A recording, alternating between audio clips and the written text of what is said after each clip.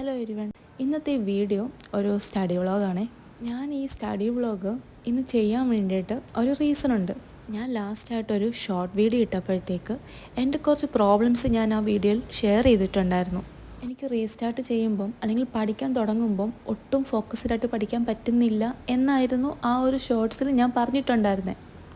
അപ്പോൾ അതിൽ കുറേ പേര് കോമെൻറ്റ്സ് ചെയ്തിട്ടുണ്ടായിരുന്നു അവർക്കെല്ലാം ഇത് റിലേറ്റബിൾ ആണെന്നും അവർക്കും പഠിക്കാൻ പറ്റുന്നില്ലെന്നും. ഞാൻ ആ ഒരു സിറ്റുവേഷൻ റെഡിയാക്കി എടുത്തപ്പോഴത്തേക്ക് എങ്ങനെയാണത് റെഡിയാക്കി എന്നുള്ളൊരു വീഡിയോ ആയിട്ട് നിങ്ങൾക്കും കൂടെ കാണിച്ചു തരാമെന്നോർത്തു. ഈ ഒരു ഡേ ഞാൻ 10 hours പഠിക്കണമെന്ന് ഓർത്തിട്ടാണ് എഴുന്നേറ്റിട്ടുണ്ടായിരുന്നത്.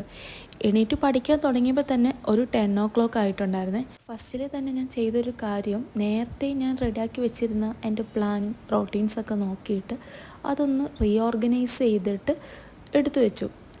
എന്നിട്ട് ഏറ്റവും ഇഷ്ടമുള്ള സബ്ജക്റ്റ് ഫസ്റ്റിൽ തന്നെ സ്റ്റാർട്ട് ചെയ്യാമെന്നാണ് ഞാൻ ഓർക്കുന്നത്.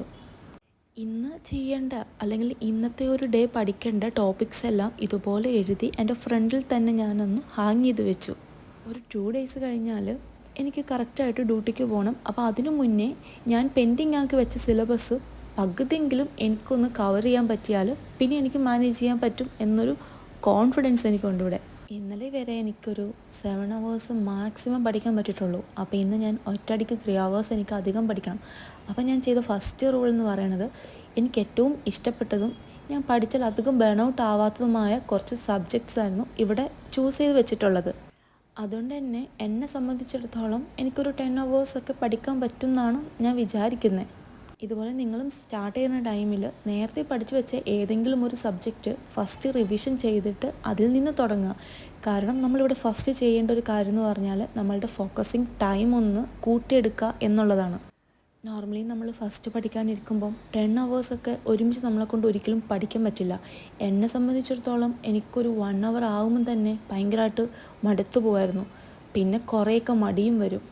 ഫ്യൂച്ചറിൽ UPSC എക്സാമിനോ അല്ലെങ്കിൽ ഈവൻ ഏതെങ്കിലും ഒരു എക്സാമിനൊക്കെ പ്രിപ്പയർ ചെയ്യണമെന്ന് ആഗ്രഹമുള്ളവർ ഫസ്റ്റിലേ ഈ ഒരു സ്കൂൾ ടൈമിലും കോളേജ് ടൈമിലും നമ്മൾ നേടിയെടുക്കേണ്ട ഒരു കാര്യം എന്ന് പറയുന്നത് നമ്മളുടെ ഫോക്കസിങ് ടൈമാണ്. നമ്മൾ പ്രൊഡക്റ്റീവായിട്ട് നമുക്ക് എത്ര ടൈം സ്പെൻഡ് ചെയ്യാൻ പറ്റും എന്നതിലായിരിക്കും നമ്മളുടെ റിസൾട്ട് ഇരിക്കുക.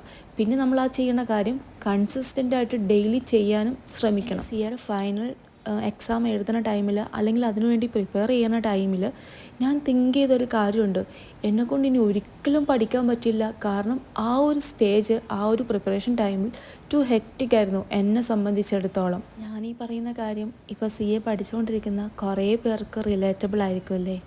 നമ്മളിപ്പോൾ ചെയ്യുന്ന ഈ ഒരു ഹാർഡ് വർക്കിനുണ്ടല്ലോ ഒരു ഫൈനൽ റിസൾട്ട് ഉറപ്പായിട്ടും ഉണ്ടാവും.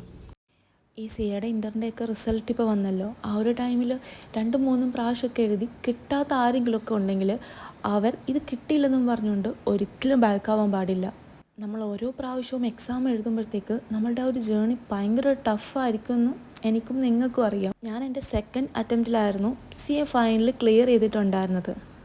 പിന്നീട് ഞാൻ എൻ്റെ മിസ്റ്റേക്കുകളൊക്കെ സ്വയമായിട്ട് കണ്ടുപിടിച്ചിട്ട് സ്ട്രാറ്റജിയൊക്കെ ഒന്ന് മാറ്റി പഠിച്ചപ്പോഴാണ് എനിക്ക് വീണ്ടും അത് ക്ലിയർ ചെയ്യാൻ പറ്റിയിട്ടുണ്ടായിരുന്നത്. ചിലർക്ക് എക്സാം അപ്രോച്ച് ചെയ്യുന്ന രീതി അറിയാൻ പാടില്ലാത്തതുകൊണ്ടും ചിലർക്കത് പഠിക്കേണ്ട രീതി അറിയാൻ പാടില്ലാത്തതുകൊണ്ടും ചിലർ കൂടുതൽ വർക്ക് ചെയ്യാത്തതുകൊണ്ടും അങ്ങനെ പല കാര്യങ്ങൾ കൊണ്ടാവാം നമ്മൾ എക്സാം ക്ലിയർ ചെയ്യാതെ പോണത്. ഇപ്പം ഞാനൊരു 3 hours കണ്ടിന്യൂസ് ആയിട്ട് പഠിച്ചിട്ടുണ്ടായിരുന്നേ. ഇതിനു മുന്നുള്ള ഡേ വരെ എനിക്ക് 2 hours മാക്സിമം പറ്റത്തുണ്ടായിരുന്നുള്ളൂ. ഇങ്ങനെ പഠിച്ചു തുടങ്ങിയപ്പം ആദ്യത്തെ ഒരു 2 days 3 days വരെ എനിക്ക് വലിയ പ്രൊഡക്റ്റീവ് ഒന്നും ആയിരുന്നില്ല. 6 hours പഠിച്ചാലും ഒരു 2 hours 3 hours പ്രൊഡക്റ്റിവിറ്റി ഒക്കെ ഉണ്ടായിരുന്നുള്ളൂ കിട്ടത്തുള്ളൂ. അങ്ങനെയാണെങ്കിലും ഞാൻ പഠിക്കാതിരുന്നില്ല, പഠിച്ചുകൊണ്ടേയിരുന്നു. അതുകൊണ്ട് തന്നെ ഓരോ ഡേ കഴിയുമ്പോഴും എനിക്ക് കൂടുതൽ പഠിക്കാനും പ്രൊഡക്റ്റീവ് ആവാനും പറ്റിയിട്ടുണ്ടായിരുന്നു. പിന്നെ നല്ലപോലെ ഉറക്കം വരുന്നതുകൊണ്ട് ഞാനൊന്ന് ഡാർക്ക് ചോക്ലേറ്റ് ട്രൈ ചെയ്ത് നോക്കാമെന്ന് ഓർത്തു. ഇത് ഞാൻ പണ്ടെപ്പോഴും ട്രൈ ചെയ്തിട്ട് എനിക്ക് കുറച്ച് എഫക്റ്റീവായിട്ട് തോന്നിയിട്ടുണ്ട്. ഞാനിപ്പോൾ കുറേ ദിവസമായിട്ട് കടന്നു പോണത് മടിയുടെ ഒരു എക്സ്ട്രീം ലെവലിലാണ്. ഈ മടി മാറ്റണമെങ്കിൽ ഏറ്റവും വലിയ വഴിയെന്ന് പറഞ്ഞാൽ ബ്രേക്ക് കുറച്ചിട്ട് പഠിച്ചുകൊണ്ടേയിരിക്കുക. ഡെയിലി ഇങ്ങനെ തന്നെ ചെയ്തുകൊണ്ടിരിക്കുമ്പം നമ്മൾ മടീനൊക്കെ തോപ്പിച്ചിട്ട് ഫുൾ സ്റ്റഡീസിലോട്ടാവും.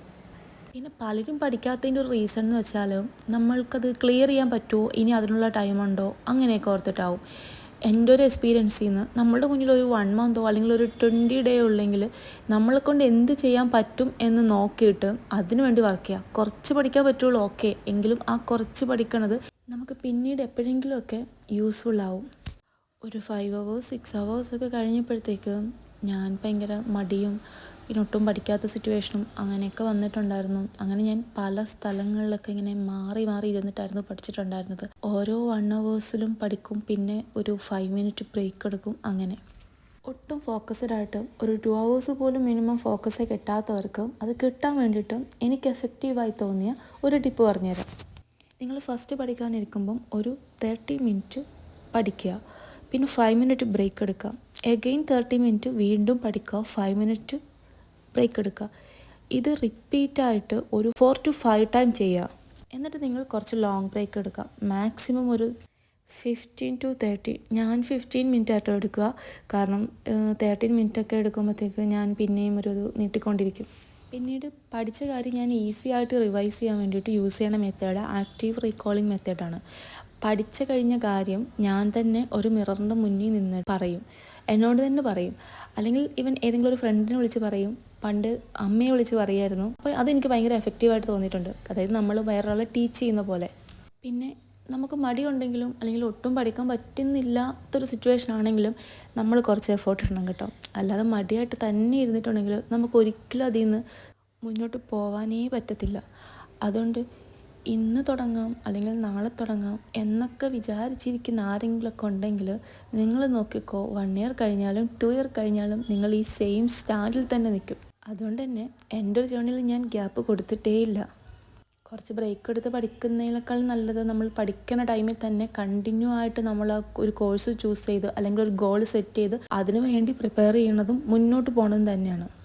ഇപ്പം ഞാൻ ഈ വീഡിയോയിൽ പറഞ്ഞ കാര്യം എനിക്ക് ചെയ്ത് നോക്കിയിട്ട് ഞാൻ ട്രൈ ചെയ്ത് നോക്കിയിട്ടും എനിക്ക് സക്സസ് ആയ കാര്യങ്ങൾ മാത്രം കേട്ടോ.